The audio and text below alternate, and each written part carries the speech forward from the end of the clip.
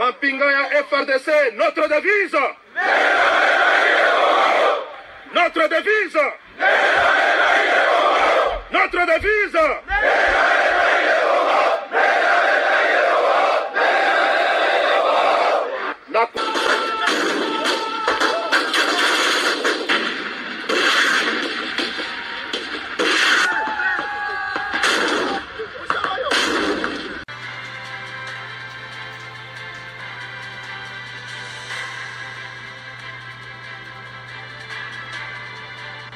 Bonsoir, bonsoir, bonjour. C'est Congo News 24. Bande Konanga, comme toujours avant de commencer notre émission, nous disons merci à Dieu. Nous disons merci à nos chers abonnés et téléspectateurs qui nous suivent partout dans le monde et en RDC. Bande Konanga, soyez les bienvenus. À la une, chers téléspectateurs, on va commencer cette émission d'abord, Bande Konangai, avec Tshisekedi à Kamina et à Kalemi au Katanga. Et Yindi entre Bemba et Katumbi. Félix Tshisekedi poursuit sa campagne électorale dans la grande province de Katanga. C'est jeudi, il se rend à Kamina dans la province de Olomami. Donc, aux hommes on appelle que travail au salamako sakanati. Et puis, Yindi encore entre Bemba et Katumbi. Donc, na Tchangu na Kinshasa, à Moamba.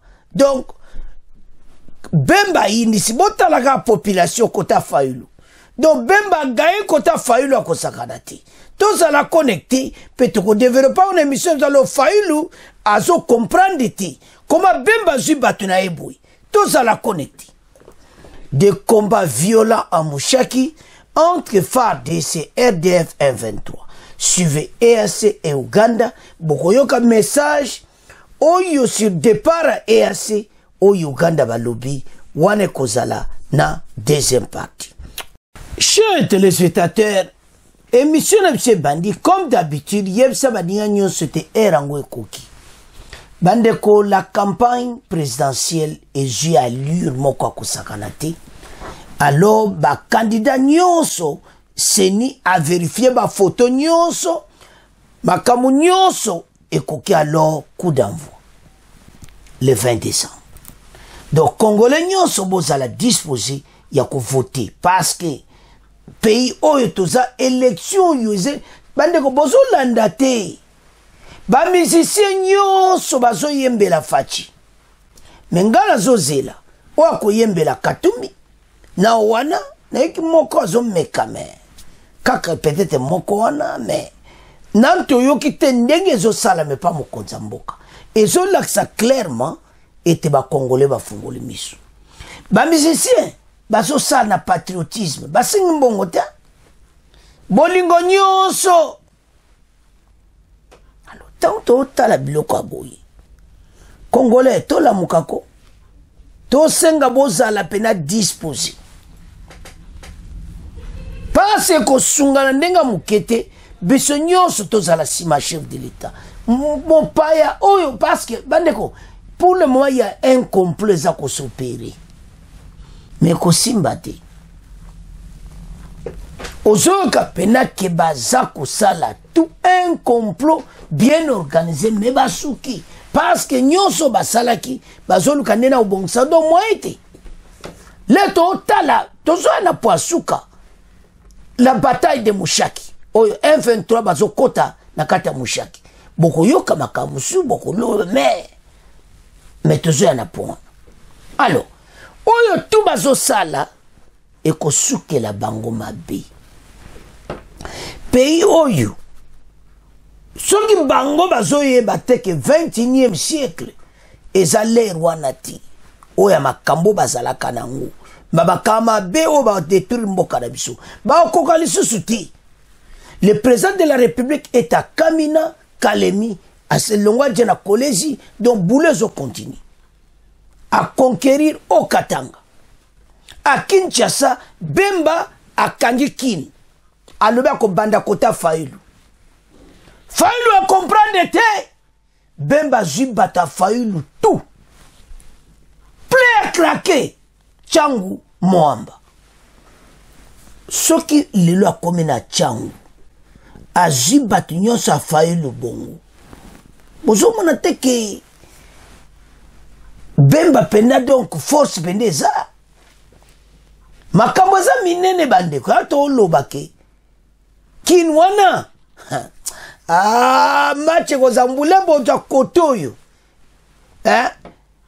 donc Kinshasa eza na maboka ya mokonzi parce que tozomona déjà IDPS MLC des partis politiques basimbi Kinshasa et si kota Tchangu ezaka quartier na ye mais Bemba koti na quartier ya Fayulu azu tout le monde Fayulu azotala kaka tozo na poir alors bana mboka mokonza mboka azo continuer tourner eza que tolingi ye azwa deuxième mandat ba musicien nyonso na bobo yebi aka baza koyemba ba jibe batu nyonso bakoti na nzela pona nini voter Faci yango tozoyesa bino ke kosala erreur ti telema pona mokonza mboka to voter eza kaka candidat moko bakongole bazozela candidat numéro 20 tokoloba moko na moko toloba Katumbi tokoloba Fayulu mais beaucoup comprendre vraiment que masolo eza na cannabis donc Faci a vraiment chance oyo ka passe élection yo tozo sa batumba na mbala bolonga babulo bakope eza te kadi masali bulo mo kitoko tanko ozotiaka numéro 20 elongi ya Fayulu elongi numéro 20 Faci abimi 21 Fayulu abimi donc so batie 21 omone elongi ya Fayulu batie 20 elongi ya Faci boyo ko tricher ndeni 21e siècle masolo kitoko donc tango tiaka elongi ya mutu ti numéro 3 elongi ya Katumbi otie 21 Martin Fayulu otie 20 candidat na biso oyo bakongole nyonso bazozela po oyo makambo vote toza na besoin mboka oyo etelema bandeko soki nazotala oyo bazosala mboka na biso bo vote Faci asilisa mosala azokeye nango eza condition tozopesa pourquoi soki président mosusu akoti tokobandela zéro et surtout que soko aza mopaya mboka ke tosepelaki Faci mutu aza na pouvoir na makambo ezoleka na est soki Faci te mboka eseke bokoyoka o baugande basali départ eza lobi bandinga nyonso baza na position me boyoka Uganda tozoya na poana toyesa bino ke Uganda aza grand ennemi mais tozoya na poasuka alors le président de la République a joué travail moko énorme pona est wana lele koma otozomona armée oyo koma armée moko conventionnelle otoko résister na banguna oyo nyonso totanga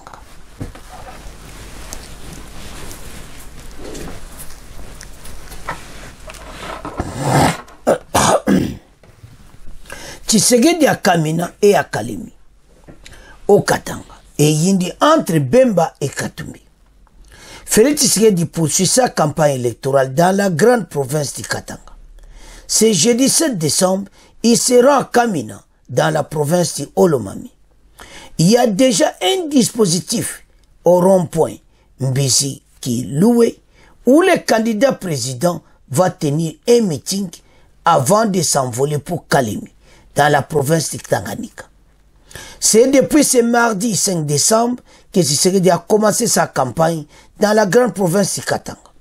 Il a déjà tenu 3 meetings à Lubumbashi, le Kassi et Kolwezi.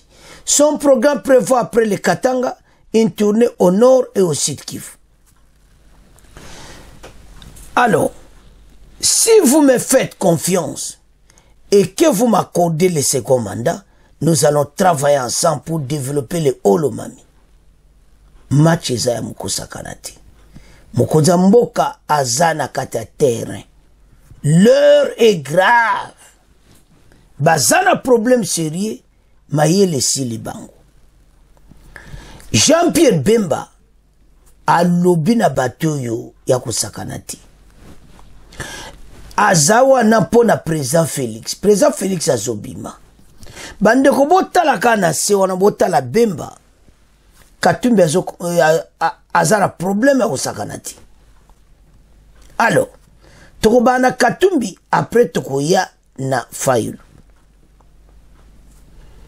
Jean-Pierre Bemba, un grand merci aux militants sympathisants du MLC Tchangou et Moamba pour la mobilisation d'aujourd'hui au terrain de Massina. Tous les candidats numéro 20, pour les candidats numéro 20, Félix Tshisekedi. Azolo Bango, non ya candidat numéro 20, le président Félix.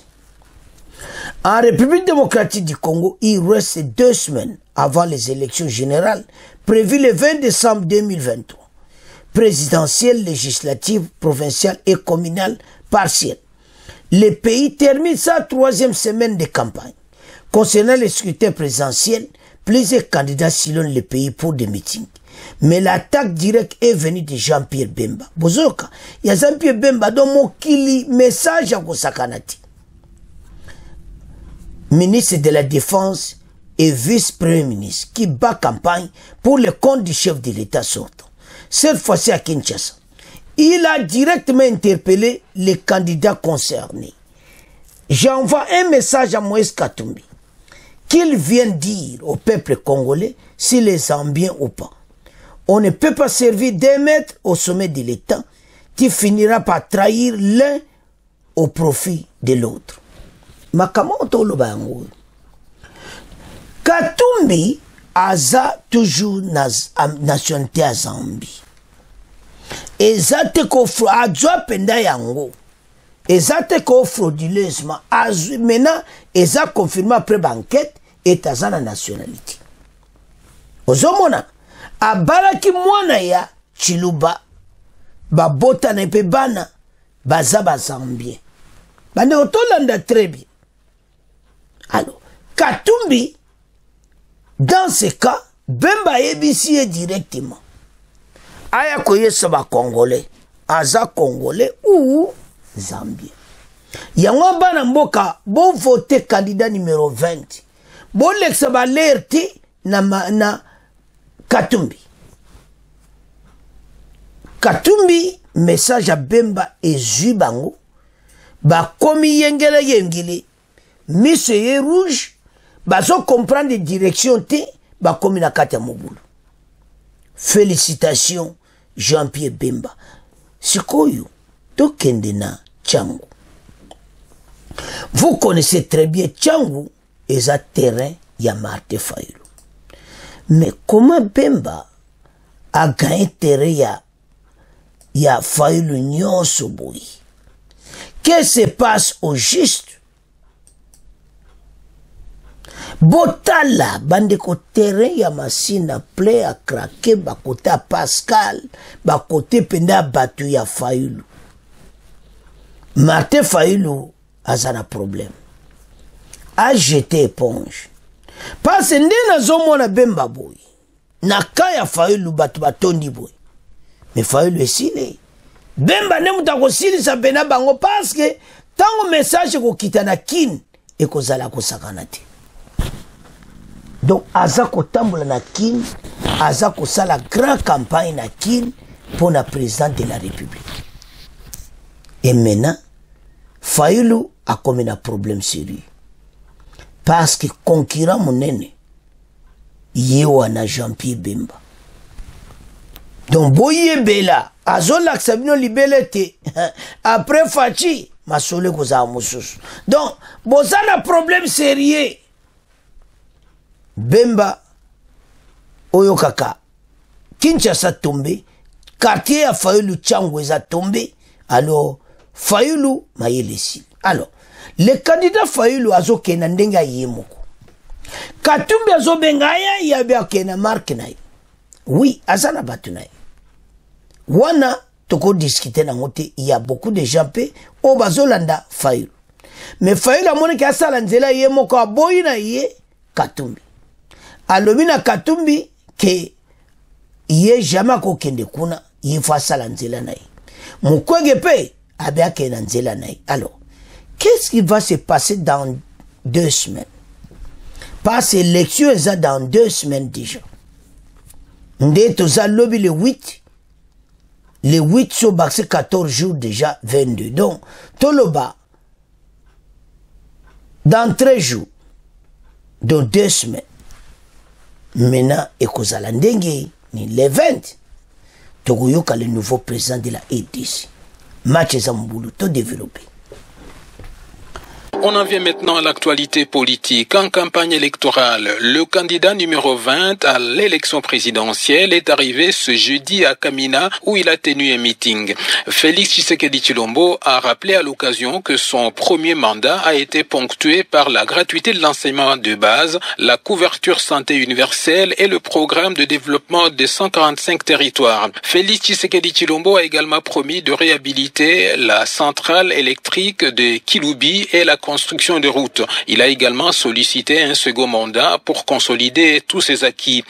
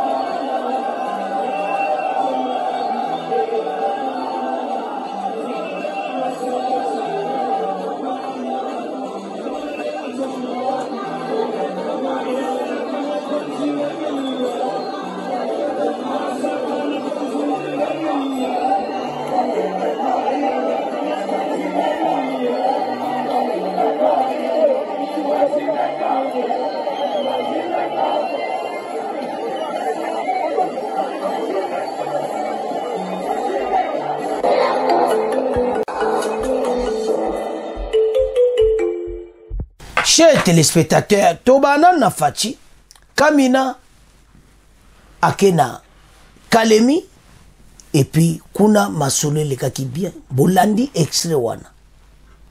Bolandi oyo Fati Musala Zosala. Bolandi comment ndenge asali grand boulot. Totangi ndenge nini Bemba alobi na Katumbi tozoya nango. Mais Tobana na mukonza mboka. Nous avons suivi cette image. Mukonza mboka zo danser. Ah, on a Okatanga. Donc, on a bien que Aza vraiment dans le plaisir, Aza à l'aise, Aza agité. Aza sûr que vraiment, peuple ne bazo la nanga bako votenga. Candidat numéro 20, ma sollicité. Et maintenant, Soko Tali. Maintenant, Katumbi. Katumbi bazo kena problème sérieux. Maintenant, vérité, bimi que vraiment, ça n'a passeport zambien. À Balaka, il y a avocat de mon m'a expliqué que ça y a passeport à l'okuta, ça a passeport naïe. Azo bengango naïe bite so catégorie de passeport à Nezala. Tout ça a passeport diplomatique, service et autres. Et ce passeport à courtoisie zala. Avocat dans lobby que passeport zambien c'est à courtoisie. Nandenga sali ba faire na Zambie. Mais en Zambie, il y a balamona chiluba. O azayi kala mukonzi ya na Zambie. Na famille wana. Babota ne bebana. Alors, Maintenant mutu aza na position wana tala bandeko mboke okende kota ya Rwanda Burundi mwasi naye kota Zambie ye moko boso mona tike toza un problème sérieux moi azo yeba ke aloba supprimer poste ya première dame parce que sa femme aza congolaise ti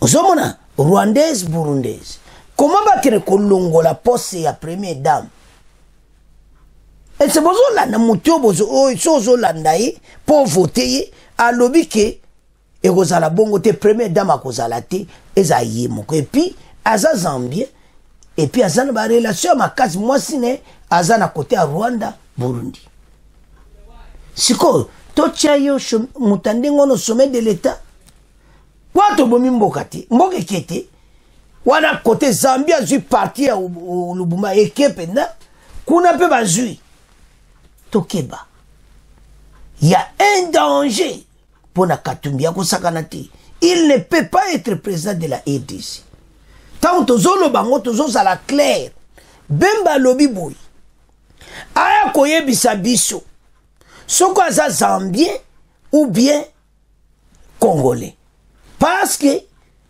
okoko servi 2 mètres te oko trahir moko ezaya koyinda esie yindi bana mboka tala bato bazana problème Fachi aza pena na mutu na kote na ye o aza pena o ka poilu VPM Jean-Pierre Bemba yango wana zo signaler bango déjà ke naza na nzela naza sima Fachi bomeka kutu te yaona bobo zozela soki mbalo leki te Fachi ka mutaleki après Fachi bozozela bozela mingi tokotia jamais mon paya au sommet de l'état tala kota failwa to la tibino image Tchangu eza tombé c'était hier donc Bemba pena aningisi pe alobeli Katumbi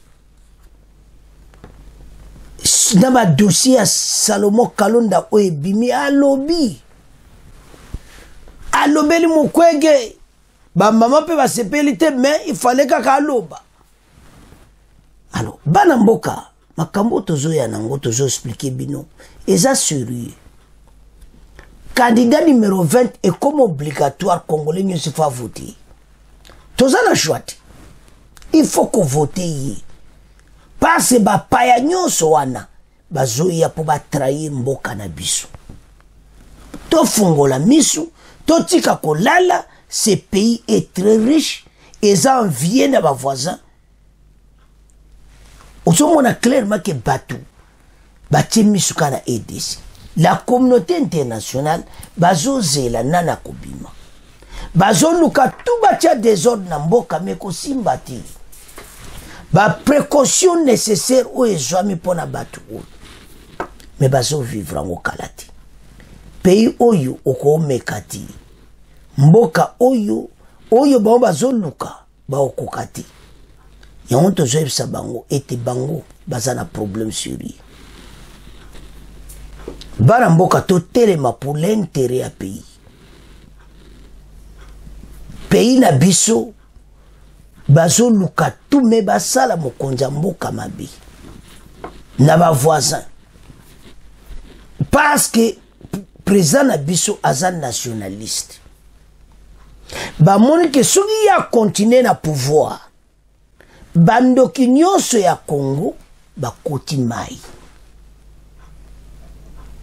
ce pays balinga te mwana mboka za le sommet de l'état so nazo tala batu musu l'air mozo salanga na patient comment okoza la naïve jusque là ozo mona makaufacha zo sala ya bien mais yo zo préférer mutuana voter to la mukako et c'est sous temps on a dit alors baramboka premier point de résumé Fachi azosilisa Okatanga.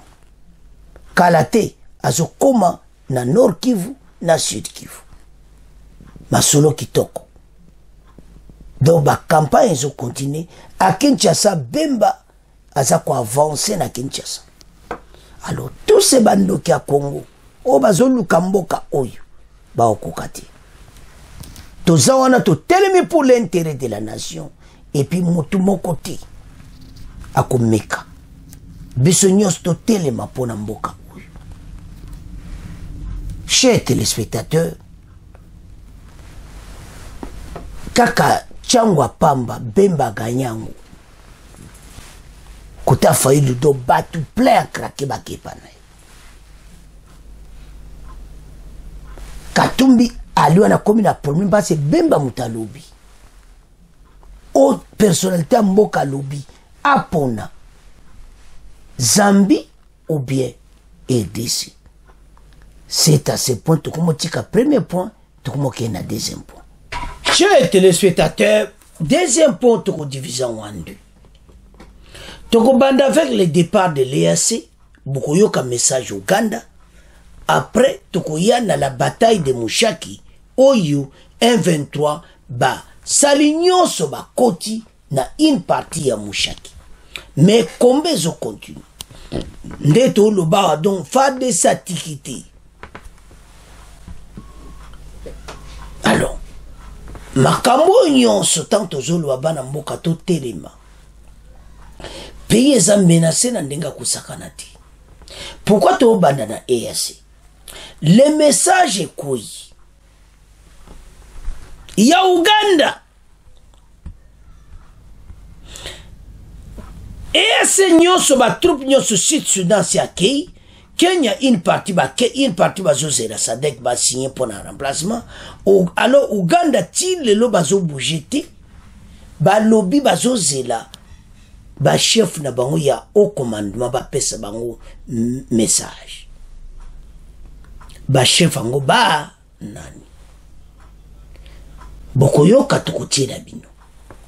Uganda a joué rôle moko diabolique yamabe pour na mboka na biso. Même à Kambo ezoleka na Mushaki bazawana armée ougandaise bazo jouer ba rôle belé sans que armée na biso makamusu bozo comprendre ti baza ko utiliser me ba arme makamnyo so supporter président Rwanda bango bazo sepelate nde baloi bango bakende yango FARDC makama ADF bokata bakop na Uganda. Baza Batuma Bay. Comment à ce moment où le 8 décembre, za lobby, ba ebisi bino te bo bana de acte désengagement banda, bango batindi message officiel, et te mweba bana de désengagement zate, bazo zela, ba o hiérarchie na bango. L'heure est grave. Pourquoi? Parce que bazaï kozela ba kota Mushaki. Na armée rwandaise. Toyemi ba jena binu. Toyemi te toso bunda na ba armée mi bale. Uganda na Rwanda toyemi yango. Bo kosa ba Congolais. Ba biloko ba bombo bo boki na Mushaki wana ezaka ka Rwanda te avec Uganda. Ils sont parvenus. Ya kubata manasima et puis balu ba kobanda acte de désengagement. Pourquoi pour bandati? Alors que vous connaissez très bien que à lobby déjà il faut binobo bana ko kanga bisaka une partie ba laksa jaki bakei ba musu bazolanda oh une partie ba ko tikala ba ko sala remise et reprise à Bunagana et à Kiwanja na Sadek. Mais ils n'ont pas commencé. Et qu'est-ce qu'il attend? Tunanga, tutunana.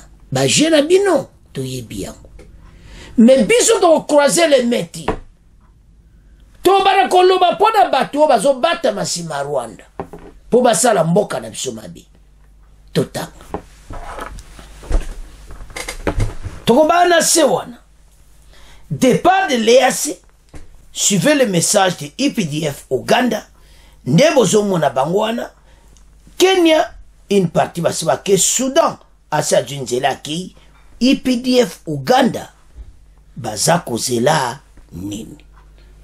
Eza mawa, eza soni, tambo koyoka makambo bakoloba, ezo sala pasi pona mboka na biso.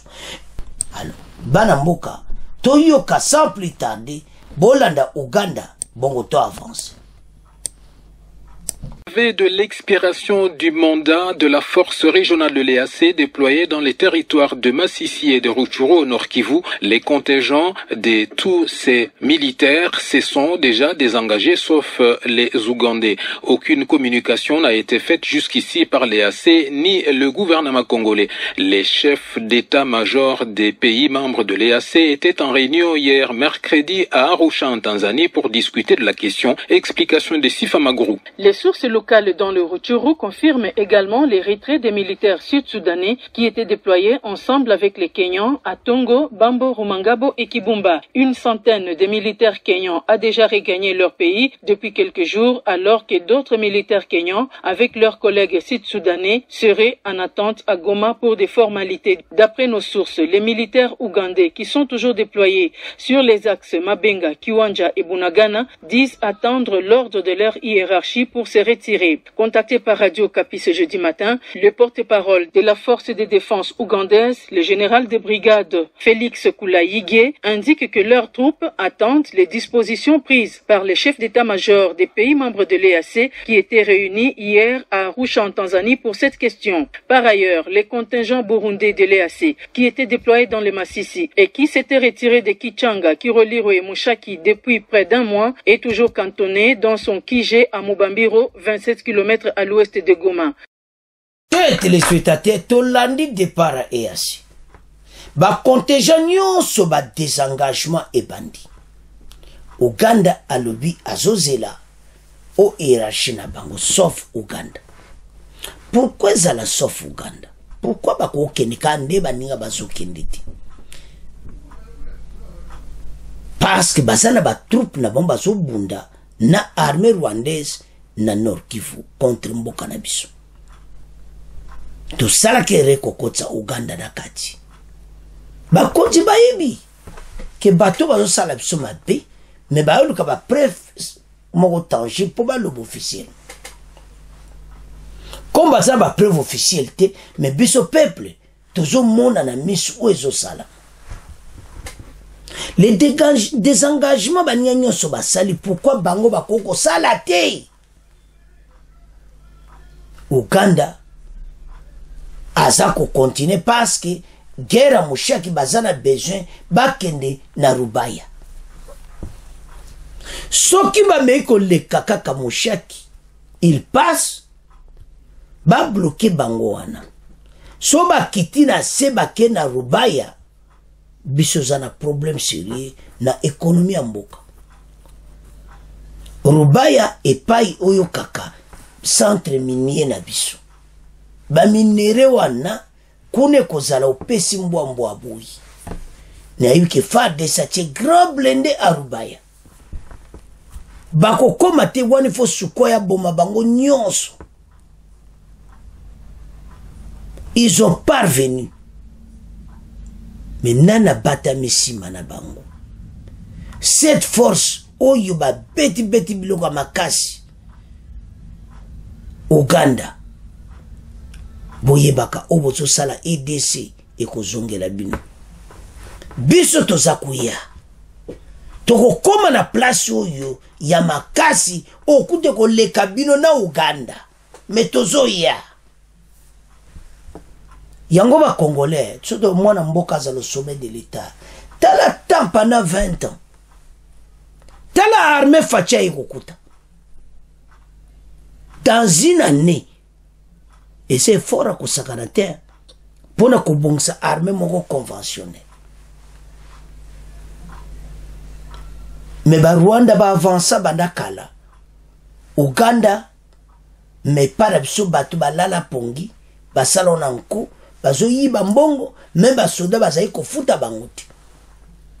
Pendant 18 ans au pouvoir, mboka dans un gouffre. Yamoni babo na ngoko FCC PPRD babo ko poser candidature ba ibna Congolais a voté bangote. L'état au Mokonzamboka kuti far d'ici. Nande ba komi lelo to féliciter Mokonzamboka. Ya to la boko voter candidat numéro 20 pour mboka oyo ceux qui vont voter était mboka kei. Tala ba complet au salama à l'est. Et ça mawa. To landi wana soko to tuna na biso nyonso na émission des engagements bania basali pourquoi Uganda zolo bakazozela message ya ba ORH na bango donc ya yemo ko Museveni si je comprends bien bakena nte bosana tozana kopa rubaya wana penako bosisa basoda fadis boko koma rubaya te bazo c'est la minérale rubaya après baba ko kanga bisaka bakendi boko koma rubaya te wana pena il faut ko boma bango nyonso na ça pena na colère pour le moment ça me fait mal et l'eau que ça bien préparé tout arrangé balobi na rusha ba chef d'état-major basilisa ki masolo pe bayokani ndeni bazoki il faut bakende ndamba kende déjà pour ko libérer espace wana ba côté wana nyonso et ils n'ont pas fait ça bazozela kaka ba supporta kananu Kagame mais boko vanda na jusqu'à quand bozokende ti tout est déjà fait. Ce qui botika la kena po boyibo okota mushaki rubaya bozana problème. Alors, donc il est directement na point na suka. La bataille de Mushaki. Pourquoi Mushaki? Mushaki ouvre la route à Rubaya, le centre économique oyamboka na biso. Et maintenant Kagame a sali nyonso a dû armée na emobimba. A renfort ya armée EDF mobimba. Pour la bataille de Mushaki. Ils sont parvenus à Kudja, Kolinwana, ya Mushaki. Mais balobi tumbezo continue. Parce que ben information toyokaka. Soko yao koyoka vraie information. La bataille de Mushaki je continue. Et s'il était, c'est une partie au bon basi bazui, mais tous à quoi avancer pour pas conquérir la mobimba et ko simbati. Totanga. Combat violent Mushaki entre FARDC et EDF suivi. Message à EAC Noganda de Sud de Lobaki. Alors, des violents combats opposent depuis tôt ce jeudi 17 décembre l'armée congolaise aux rebelles du M23 sur plusieurs fronts autour des cités de Mushaki, Kiliroué et Saké dans le territoire de Massissi. Depuis 2 heures du matin, local des tirs d'artillerie lourde ont repris dans toute l'axe Kiliroué environ 15 km. Zone de Kivumba, Rumantedi, à 3 à 6 km de Mushaki et autour de Kabati, c'est l'axe Kiliroué, 15 km de Saki. Mercredi, des bombardements de l'armée congolaise avaient signalé sur les positions des rebelles. Plusieurs sources locales contactées ce jeudi matin et expliquent qu'il s'agit d'une tentative des rebelles des M23 d'occuper Mushaki, en passant par les collines de Rwanda, Kabati, à laquelle a réagi l'armée congolaise. Cette zone est désormais vidée de la majorité de la population civile et précise que les combattants locaux interviennent aussi dans ces combats. Depuis 6 heures locales, l'armée aurait mis en contribution de 16 artilleries lourdes installées autour de Saki pour contenir l'ennemi au-delà de cette cité. Cependant, jusqu'au milieu de la matinée, la situation était confuse. Qu'il était difficilement de savoir qui contrôle réellement Mushaki.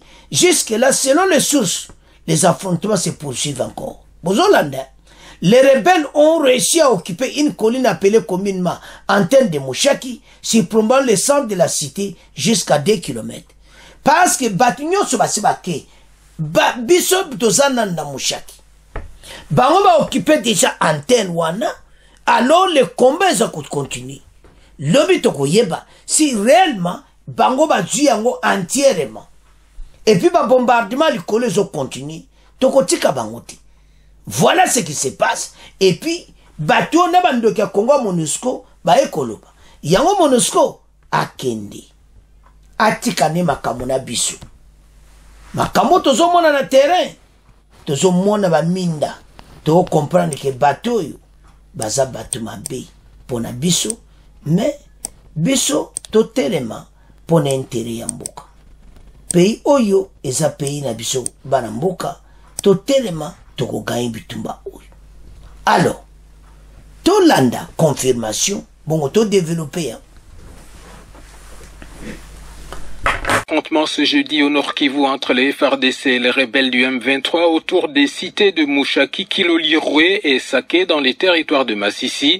Des sources concordantes parlaient d'une offensive des FARDC pour contrer les rebelles du M23 qui tentaient aujourd'hui d'occuper la cité de Mushaki. La situation est restée tendue aujourd'hui dans cette zone vidée par ses habitants. À Goma, Bernard Nanyangui. C'est depuis 2 heures du matin que des tirs d'artillerie lourde ont repris dans toute la zone de Ruvunda et Rumeneti, environ 3 à 6 km de Mushaki, mais aussi autour de Kabati sur l'axe Kilolirwe, environ 15 km de Saké. Pour rappel, hier mercredi, des bombardements de l'armée congolaise avaient été signalés sur les positions des rebelles. Plusieurs sources locales contactées ce matin parlent d'une tentative des rebelles du M23 d'occuper Mushaki en passant par les collines de Ruvunda et Kabati, à laquelle réagit l'armée congolaise. Elle précise que des combattants locaux interviennent aussi dans ce combat. Depuis 6 heures locales, l'armée aurait mis à contribution ses artilleries lourdes installées autour de Saké pour contenir l'ennemi au-delà de cette cité. Cependant, jusqu'en milieu de matinée, la situation était confuse pour déterminer qui contrôle réellement Mushaki. Les rebelles auraient réussi à occuper une colline appelée communément antenne de Mushaki, surplombant le centre de la cité juste à 2 km. Pour autant, nos sources confirment qu'alors qu'il est, les affrontements sont en cours. Goma. Bana mboka totangi pe toyoki confirmation. Donc Mushaki eza divisé. Bango bazui communément antenne, colline wana, bango bazui yango. Alors FARDC aza côté kuna, aza pe ko une partie. Baza ko batela Rubaya. Parce mission ya Kagame na président Uganda eza po bakende Rubaya. Bande koso bakenda Rubaya biso mawa. Ba minere nyonso ekei. Yango bozo mona ke FARDC azo lite na ndenga kosakana te. Mais tozo bundana des armées. Ba motaro na ba minduka nyonso eza armée ugandaise pa za kotinda. Ebani nango. Mais bitumba ko tokana kuna na Masisi eza bitumba ko sakana te parce que eza côté ba penao ka ba richesse ya pays. Bango bazolinga pene ba couper la route côté wana nyonso. Congolais lamuka. Tu as bébé information qui toko po tango yoka muta confondre yoti. Bango baza mieux équipé radio national radio Kapi, ba mieux équipé. Baza kuna, bana mutramo sur place. Alors, lobby toko yeba. Qui réellement zo contrôler yango? Parce que bitumbe zo continue. Guerre eza ko sakana te pour le moment. Ti MONUSCO e kolobo voilà bitumba bo kibako tikati. Mais le danger zaki Uganda est toujours là. Batu oyo bakota la mboka na biso, il faut pas benga na makamba IPD ya ADF batik po ADF azo kontrika kobo. Baza batu mabe. Président Burundi a ebsaki biso clairement mutu mota ko sauver et de ces armées na biso. Bo bazoya baya ko yedeme bakolinga te bakufa bo mpona biso. Soda congolais muta okufa po nekolo. Mais bon wanati. Tu expliques bien pour moi Sadek. Et ça pour ça la remise et reprise na ba Ougandais wana. Surtout ba banana bunagana remise et reprise ba Ougandais ba quitter mboka na biso. Comme ça tu ba nento ko gérer batou. Et l'autre tout ça ko assurer bino que jamais bitumba oyo baomba kolongati. Soko moni pression esami makasi boy. Eza baza ko forcer na ndinga ko sakanati. Bazoluka tout ndengo zo mona wana. Il faut Ouganda quitter terrain na biso parce que baza capable ko tirer même ba Sukhoi na biso na biloko bon baza nango ya Ouganda. Ba quitter les territoires na biso. Alors, comme ça, tout déployer le matériel, nyonso, bato bako vivre. Ce qu'ils cherchent, bako zwango, pe bako mona. Alors, chers téléspectateurs, combien za usakanati? Donc, moshaki wano zoyo kabazo wela po bakene na rubaya, ba minere. Soki bake kuna mawa, bakunduka nde balingi basasi nyonso, tolobani. Ya uzomana Uganda azoninga okenita azozela ni kende. Alors, chers téléspectateurs, ya oto sabino ki bo voter mwana mboka. Bapa ya bazo ya kotrair mboka na biso. Toza na problème. Bolanda ba mensonge te. Toya ko yele bino ba vraie information pour Congola fungola muto à comprendre. Alors, bana mboka. C'est à ce point que comment clôturer l'émission. Bon, continuez à s'abonner massivement. Bon, partager. Au revoir. À la prochaine.